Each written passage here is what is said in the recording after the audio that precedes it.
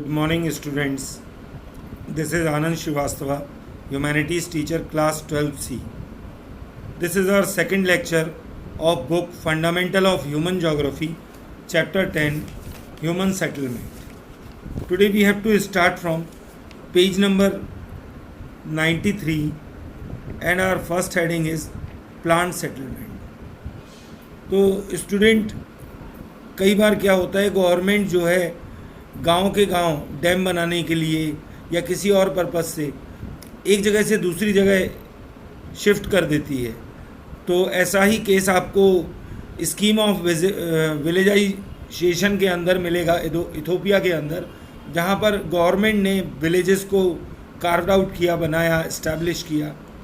और इंदिरा गांधी कैनाल जो इंडिया के अंदर बनाई गई है, उसके आसपास जो कॉलोनियाँ बनाई गई हैं वो भी आपको प्लांट सेटलमेंट का पार्ट मिलेंगे। इन प्लांट सेटलमेंट में एक अच्छाई ये होती है कि यहाँ पर जो प्रॉब्लम्स सेटलमेंट के अंदर प्रीवियस टाइम में अर्थ के ऊपर ऑब्जर्व की गई हैं, एटलीस्ट उनसे निजात मिल जाती है और वो आपको यहाँ देखने को नहीं मिलती है। अब वो आपको नेक्स्ट हेडिंग के अंदर रूरल सेटलमेंट पैटर्न्स के बारे में बताएगा। तो वो रूरल सेटलमेंट के जो पैटर्न्स हैं उनको क्लासिफाइड करेगा अलग अलग क्राइटेरिया के हिसाब से, जिसमें वो आपको 3 क्राइटेरिया बताएगा और जो थर्ड क्राइटेरिया होगा उसके सब हेडिंग्स भी होंगी। दैट मीन्स थर्ड क्राइटेरिया जो होगा वो अपने आप में काफ़ी बड़ा होगा। तो अगर हम देखें first one, on the basis of setting के हिसाब से, तो वो जगह किस जगह पर स्थित है इसके हिसाब से उस विलेज को हम डिफाइन कर सकते हैं कि भाई प्लेन विलेज है, प्लेट्यू विलेज है, कोस्टल विलेज है, फॉरेस्ट विलेज है, डेजर्ट विलेज है।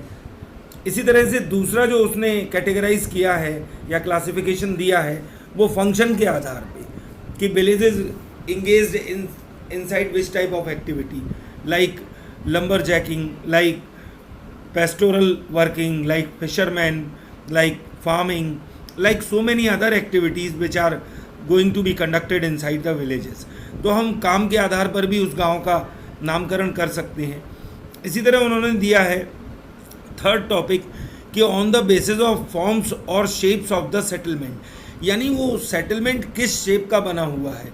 कहीं वो लाइनियर तो नहीं है, रेक्टेंगुलर तो नहीं है, सर्कुलर तो नहीं है, स्टार लाइक तो नहीं है, टी शेप तो नहीं है, डबल विलेज तो नहीं है, क्रॉस शेप तो नहीं है। तो इस तरह से देखें तो उन्होंने ABCDEF करके आपको इनके 6 प्रॉपर डिविजन्स बताए हैं और उनको फ़ोटो के ज़रिए समझाने का प्रयास भी किया है। ठीक है, इसको हम लोग थोड़ा सा रीड करेंगे और देखेंगे कि हर सेटलमेंट में क्या होता है। बच्चों, लाइनियर सेटलमेंट जो होता है या लाइनियर पैटर्न ऑफ सेटलमेंट, वो आपको ज़्यादातर कैनाल के आसपास या आपको रिवर के आसपास, रेलवे लाइन के आसपास, एक किसी हाईवे के आसपास मिल सकता है। ये सड़क के दोनों ओर, नदी के दोनों ओर इस तरह से डेवलप होता है। डेफिनेटली जिस जगह यहाँ ये डेवलप होता है वहाँ के लोगों को कुछ नहीं कुछ बेनिफिट होता है, तभी लोग वहाँ रहना शुरू करते हैं। Then we talk about the rectangular pattern. तो एक तो अगर हम देखें तो रेक्टेंगुलर पैटर्न हमें प्लेन में देखने को मिलता है। प्लेन्स यानी जैसे गंगेटिक प्लेन है, इंडस प्लेन है, इस तरह से जो प्लेन रिवर्स बनाती हैं वहाँ पर आपको रेक्टेंगुलर पैटर्न ऑफ सेटलमेंट मिल सकता है। इसके साथ साथ आपको माउंटेन वैलीज में भी ये मिल सकता है। इस सेटलमेंट की एक विशेषता ये होती है कि यहाँ पर ज़्यादातर रोड जो होते हैं वो 90 डिग्री पर यानी राइट एंगल पर क्रॉस्ड होती है। अच्छा, अब अगर हम देखें तो सर्कुलर पैटर्न ऑफ सेटलमेंट, इसमें मोस्टली क्या होता है कि किसी झील के किनारे, किसी तालाब के किनारे अगर कोई गाँव विकसित हो गया तो वो उस तालाब के सर्कुलर शेप के आसपास लोग अपने घर बना लेते हैं और रहने लगते हैं। कई बार ये ऐसा भी होता है कि लोग बीच में सर्कल के शेप में बहुत सारी जगह खाली छोड़ते हैं और आसपास घर बना लेते हैं और रहते हैं, जिसमें वो अपने जानवरों को भी पालते हैं और रखते हैं, जिससे कि वो उनके जानवर वाइल्ड एनिमल्स से बच सकें डीप इनसाइड द फॉरेस्ट। इसी तरह से अगर आप फिगर में देखेंगे तो राइट हैंड साइड पे टॉप में स्टार लाइक पैटर्न सेटलमेंट दिया हुआ है। इसमें क्या होता है, इसमें हाउस बने होते हैं चारों साइड रोड्स के, और रोड जो हैं किसी एक पिन पॉइंट से निकल रही होती हैं और डिफरेंट डायरेक्शंस में जाती हैं। अपना जो झांसी का एलाइट चौराहा है, आप इसको इसका एक एग्जाम्पल ले सकते हैं। अगर इसको सेंट्रलाइज मान के पूरी झांसी को हम सेटल्ड कर दें। Then after they will talk about the fifth category, that is T shaped settlement और वाई शेप्ड और क्रॉस शेप्ड सेटलमेंट। तो इसमें क्या होता है, जिस तरह से टी और वाई शेप्ड होता है, टी और वाई शेप्ड में या तो रिवर की दो ट्रिब्यूटरीज बह रही होती हैं या रिवर बह रही होती है, या साथ ही साथ हम ये कह सकते हैं कि रोड क्रॉस होते हैं जहाँ का कुछ डेवलपमेंट हो चुका होता है, तो वहाँ पर आपको ये सेटलमेंट मिल जाते हैं। फिर आपको डबल विलेज सेटलमेंट मिलेगा, ये रिवर और कैनाल दोनों के आसपास मिल सकता है। ज़्यादातर यहाँ पर क्या होता है, एक ब्रिज का यूज़ किया जाता है जो कि इस सेटलमेंट में एक नदी के किनारे से दूसरे किनारे तक जाने के लिए जो वहाँ के लोग होते हैं उनको फैसिलिटी प्रोवाइड कराते हैं।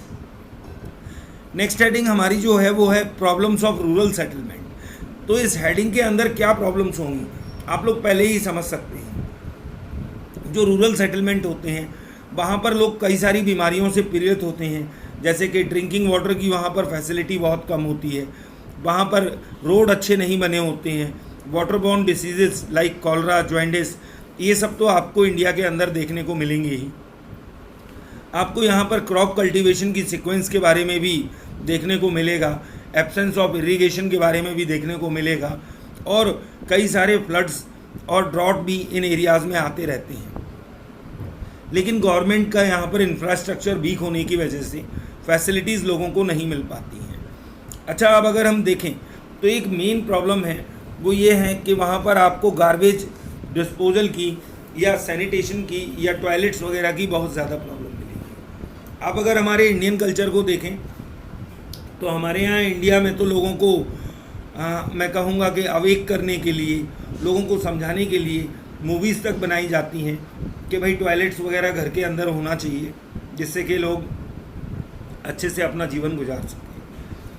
आप अगर यहाँ के घरों को देखेंगे तो वो नियर बाय एरिया के जो मटेरियल होते हैं उनसे बने होंगे। ज़्यादातर जो घर होंगे वो आपको मड से बने हुए मिलेंगे, वुड से बने हुए मिलेंगे, थैच्ड रूफ होंगी यहाँ की। ये हैवी रेन और फ्लड्स को बेयर नहीं कर सकते हैं। आप एक और चीज़ देखेंगे कि जो गांव में घर होगा उसमें जानवरों के लिए भी घर बना होगा, और साथ ही साथ जानवरों के खाना खाने के लिए जो वो लोग भंडारण करके रखते हैं, that means for whole year they kept up food inside a big room, that is also they made inside their house. एक और जो समस्या है वो ये है कि वहाँ पर मॉडर्न कम्युनिकेटिव नेटवर्क्स की बहुत प्रॉब्लम है। रेनी सीजन में लगभग ये विलेज कट ऑफ हो जाते हैं जो मेन सिटीज़ होती हैं उनसे। यहाँ पर adequate health facilities, educational infrastructure, इस तरह की ढेर सारी कमियाँ आपको देखने को मिलेंगी। अब इसके उलट अगर हम बात करें तो हमें दूसरी हेडिंग इसमें पढ़ने को मिलती है अर्बन सेटलमेंट्स। अर्बन सेटलमेंट के बारे में जब वो आपसे बात करेगा तो वो बताएगा कि 1810 में केवल एक ही शहर ऐसा था जो मिलियन सिटी के नाम से जाना जाता था, या जहाँ की पॉपुलेशन 1 मिलियन को क्रॉस कर चुकी थी। लेकिन इसी को अगर हम राउंड अबाउट 170 ईयर्स के बाद देखें तो 1982 में 175 सिटीज़ ऐसी हैं वर्ल्ड में जो 1 मिलियन के मार्क को क्रॉस कर चुकी है। इसके नीचे वो आपको एक टेबल देंगे जिसके अंदर वो अर्बन पॉपुलेशन का एक ग्राफ आपके सामने रखेंगे कि ईयर 1800 में ओनली 3% पीपल्स अर्बन एरियाज़ में रहते थे, but when we talk about 2017 then 54% peoples are living और willing to live inside the urban area. लगभग विलेजेस खाली ही हो चुकी है। Students, this is our second lecture. In the third lecture, we will complete remaining portion of the chapter. Goodbye. Thank you.